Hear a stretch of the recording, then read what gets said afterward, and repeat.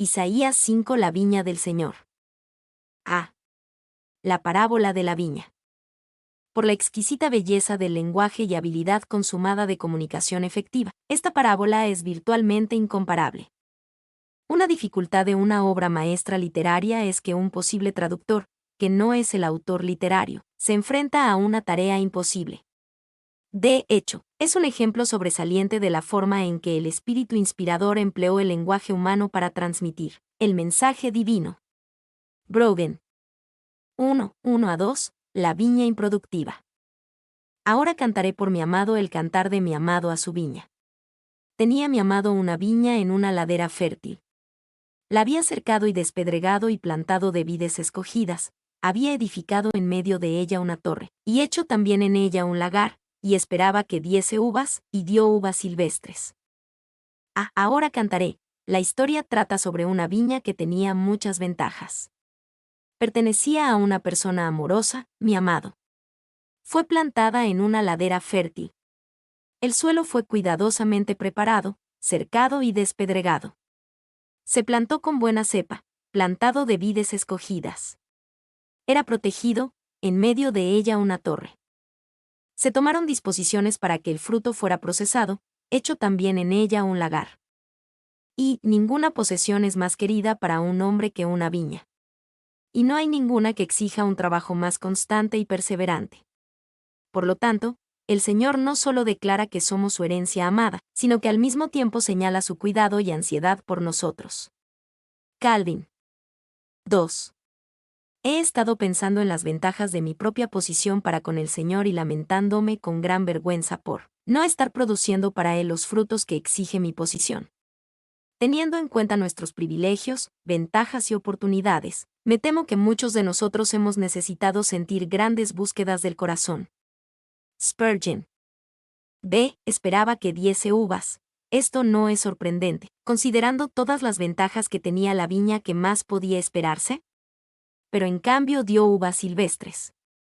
Y, uvas silvestres, estamos ante algo peor que la infructuosidad. El Nuevo Testamento también habla de una fe que da fruto, pero que el fruto son obras muertas, que contaminan el aire como un cadáver. El acónito o vid silvestre, 2 Reyes 4:39, produce hermosas bayas, pero son amargas, malolientes y venenosas por naturaleza. Esta es una descripción precisa de la religión obstinada y falsa del infiel pueblo del pacto. Bultemi. 2. Clarke sobre las uvas silvestres, bayas venenosas, no simplemente uvas inútiles sino rentables, como las uvas silvestres, sino uvas ofensivas al olor, nocivas, venenosas. 3. Uva silvestre significa que la viña produjo exactamente lo que se esperaría que produjera si no se le hubiera hecho nada, todo el amor, el cuidado, el tiempo, el trabajo y la inversión no dieron resultado. 2, 3-4, Dios le pide a Jerusalén y Judá que consideren la historia de la viña. Ahora, pues, vecinos de Jerusalén y varones de Judá, juzgad ahora entre mí y mi viña. ¿Qué más se podía hacer a mi viña, que yo no haya hecho en ella? ¿Cómo, esperando yo que diese uvas, ha dado uvas silvestres? Juzgad ahora entre mí y mi viña. La pregunta es simple. ¿Quién tiene la culpa de la cosecha de solo uvas silvestres? ¿Es culpa del dueño de la viña o es culpa de la viña misma? Y, sabemos, y ellos sabían, que la agricultura es una cuestión de causa y efecto. Literalmente, uno nunca podría culpar a una viña por falta de producción. Pero en la viña del Señor, la voluntad del hombre es un factor. ¿Qué más se podía hacer a mi viña? En la historia, el dueño de la viña no dejó nada sin hacer. Hizo todo lo que pudo. De la misma manera, no se puede culpar a Dios en absoluto por las uvas silvestres que Israel produjo. Dios hizo todo lo que pudo, aparte de hacer a los hombres robots que actuaran por encima o en contra de su propia voluntad. Y la culpa es del hombre, no de Dios. Entonces se verá que toda alma del hombre tuvo la oportunidad de convertirse en una viña fructífera. Y si se convirtió en lo contrario, no se debió a fallas ni en la sabiduría ni en la gracia de Dios. Mailer. 2. O ustedes que profesan ser su pueblo, ¿qué más podría haber hecho Cristo por ustedes? ¿Qué más pudo haber hecho el Espíritu Santo, qué promesas más ricas, qué preceptos más sabios, qué providencias más bondadosas, qué paciencia más llena de gracia. Spurgeon. Sé cómo, esperando yo que diese uvas, ha dado uvas silvestres, es posible que Dios haga una obra en su pueblo, pero que su pueblo reciba esa obra en vano. Pablo advirtió, así, pues, nosotros, como colaboradores suyos, os exhortamos también a que no recibáis en vano la gracia de Dios. 2 Corintios 6:1. Y, por supuesto, una viña literal no hace nada. Pero nosotros, como viña de Dios, somos llamados a trabajar con la gracia de Dios, para que la gracia no se reciba en vano. La gracia no se da debido a ninguna obra, pasada, presente o prometida, más bien, se da para fomentar el trabajo, no para decir que el trabajo es innecesario. Dios no quiere que recibamos su gracia y nos volvamos pasivos. Pablo sabía que Dios da su gracia, nosotros trabajamos duro y la obra de Dios es llevada a cabo. 2. Jesús usó esta misma imagen en su parábola de los labradores malvados y la viña, Mateo 21, 33-46. 3. Ha sido así con nosotros, ¿hemos recompensado tan ingratamente al bienamado por todos sus dolores? Le hemos dado dureza de corazón en lugar de arrepentimiento, incredulidad en lugar de fe, indiferencia en lugar de amor, ociosidad en lugar de santa laboriosidad, impureza en lugar de santidad. Spurgeon. 3, 5-7, el juicio de Dios sobre la viña improductiva. Os mostraré, pues, ahora lo que haré yo a mi viña, le quitaré su vallado, y será consumida, aportillaré su cerca, y será hollada.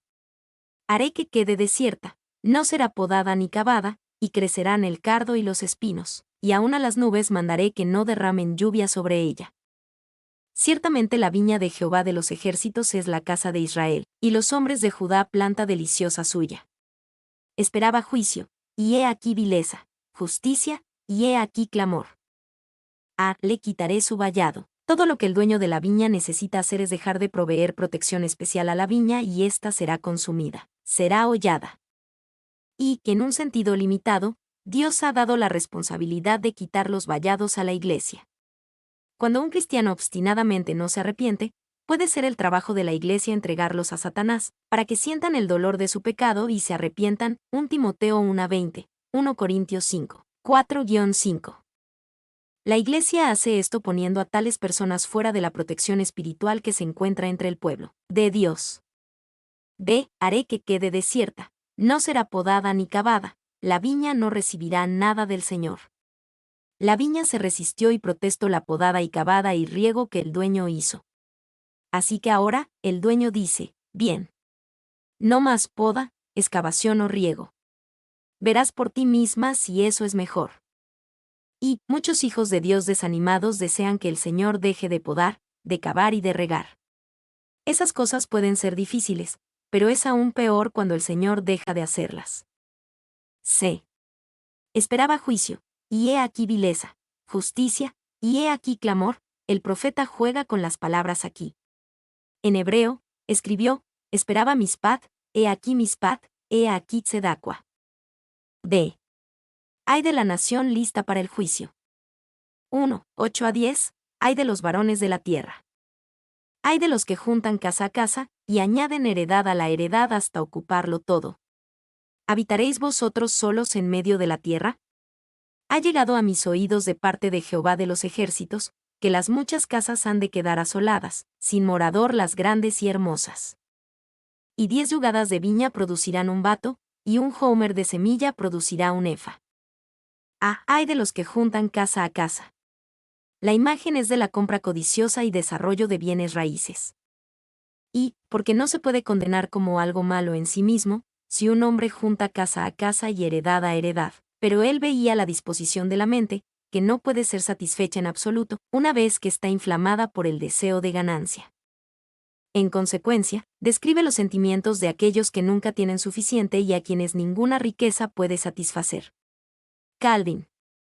2. Las personas codiciosas tienen el temperamento del dragón, que, dicen, tiene tanta sed, que ningún agua puede apagarla.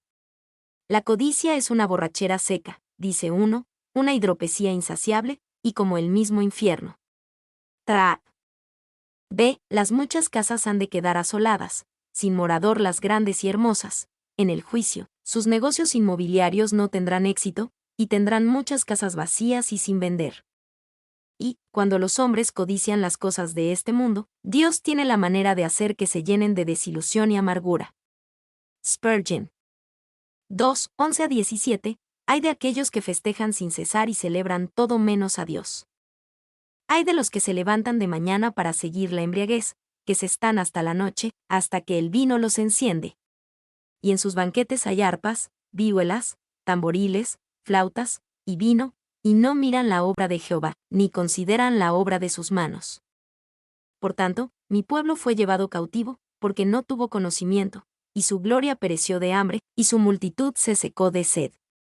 Por eso ensanchó su interior el Seol, y sin medida extendió su boca, y allá descenderá la gloria de ellos, y su multitud, y su fausto, y el que en él se regocijaba.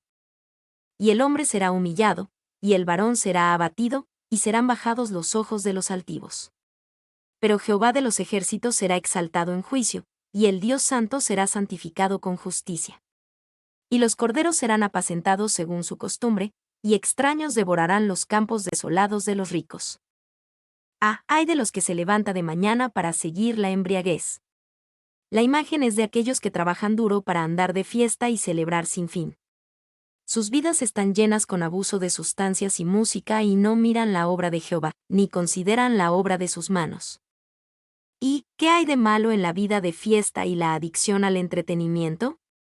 En pocas palabras, se olvidan de Dios. Aunque los hombres puedan afirmar que lo recuerdan de alguna manera, no miran la obra de Jehová, ni consideran la obra de sus manos. Cualquiera que realmente considere la obra de Jehová, y realmente considere la obra de sus manos, vivirá como si Dios fuera real y como si hubiera mucho más en la vida que la fiesta y el entretenimiento.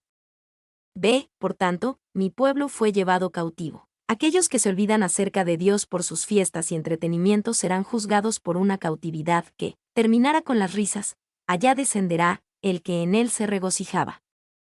Que exaltará al Señor, Jehová de los ejércitos será exaltado en juicio, y recompensará al manso. Los corderos serán apacentados según su costumbre. 3, 18-21.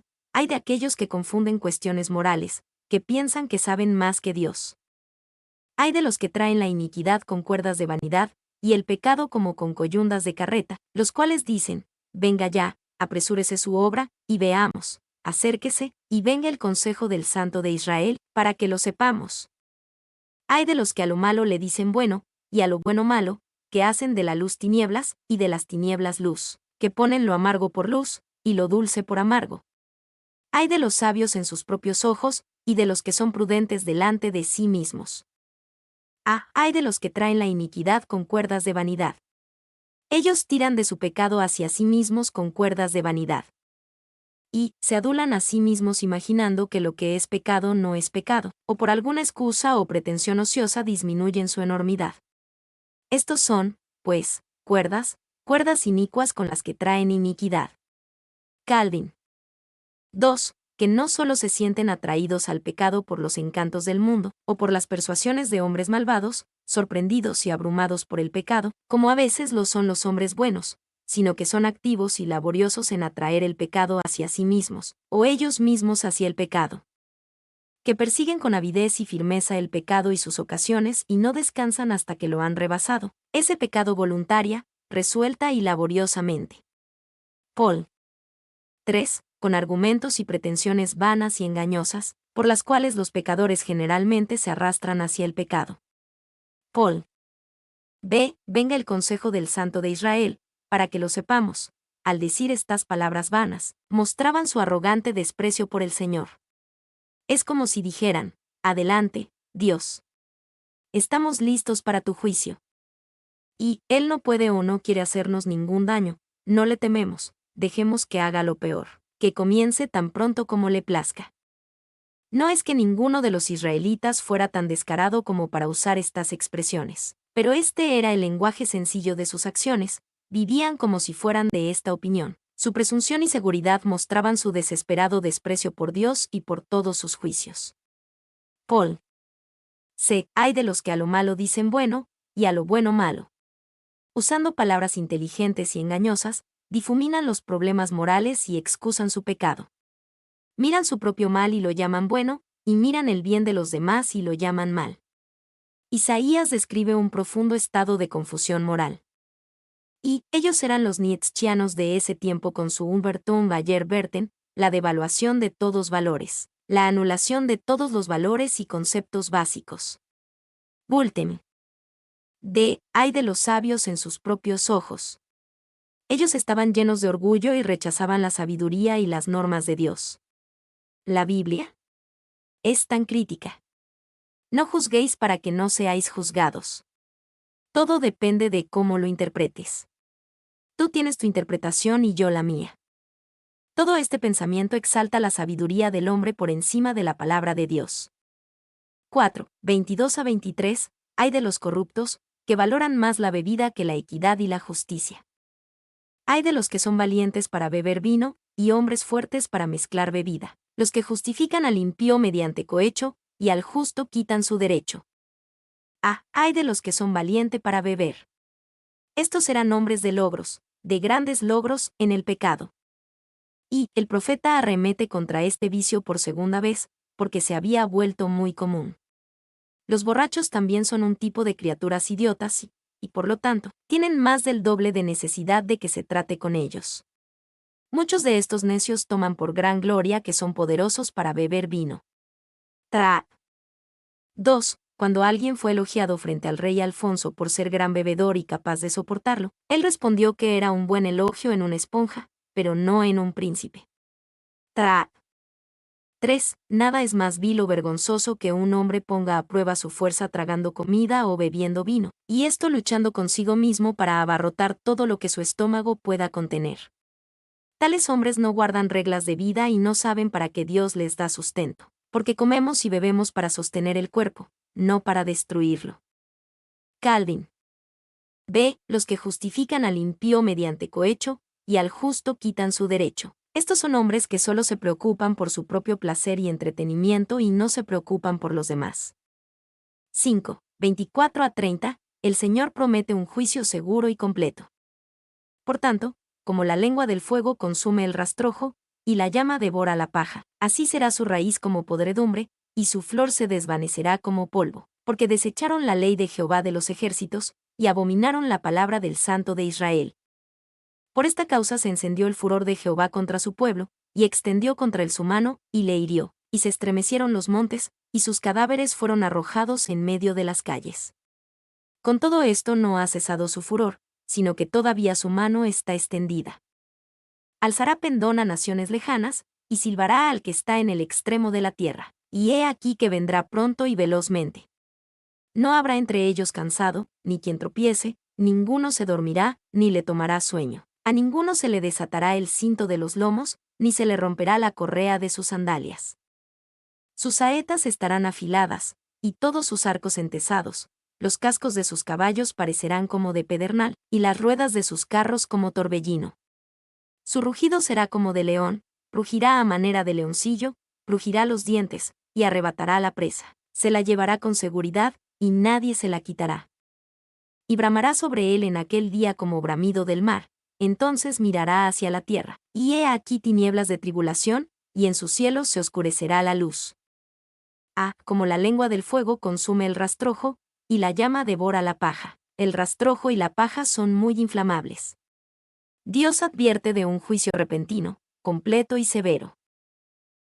Porque desecharon la ley de Jehová de los ejércitos, y abominaron la palabra del Santo de Israel. Cada uno de los pecados de Judá se remontaban a un tiempo de rechazar y despreciar lo que Dios dice. La opinión del hombre era mucho más importante para ellos que la palabra de Dios. Se alzará pendón a naciones lejanas, y silbará al que está en el extremo de la tierra. Dios llamará a naciones extranjeras para que vengan e invadan Judá y las convertirá en instrumentos de su juicio sobre ella. He aquí que vendrá pronto y velozmente. No habrá entre ellos cansado, ni quien tropiece, a ninguno se le desatará el cinto de los lomos. Sus saetas estarán afiladas, y todos sus arcos entesados. Los ejércitos que Dios llamaría contra Judá serían todos unos profesionales. Estarían totalmente concentrados, preparados y listos, mientras que los hombres fuertes de Judá usarían su fuerza para concursos de bebida. Esto sería un gran desajuste, y un Judá suave, borracho y flácido ciertamente caería contra enemigos tan dedicados. Y, si no seremos fuertes por nuestro propio bien, o incluso por el Señor, ¿no deberíamos al menos ser fuertes por nuestros enemigos? Si son fuertes y están enfocados contra nosotros, ¿no deberíamos ser fuertes en el Señor y estar enfocados en el Señor para vencer a enemigos tan fuertes? Mirará hacia la tierra, y he aquí tinieblas de tribulación, y en sus cielos se oscurecerá la luz. Este es un lugar angustioso. ¿Por qué pondría el Señor a Judá en tal lugar? Porque los ama. Estas palabras eran duras pero misericordiosas. Estas palabras eran una bofetada en el rostro para evitar la destrucción total y eterna. La única pregunta es, ¿escucharemos la advertencia de Dios? Y, las aflicciones de Dios son mejores que las bienvenidas del diablo. Spurgeon. Mi nombre es Demim. Soy tu asistente personal. Mi sitio en internet es demim.es.tl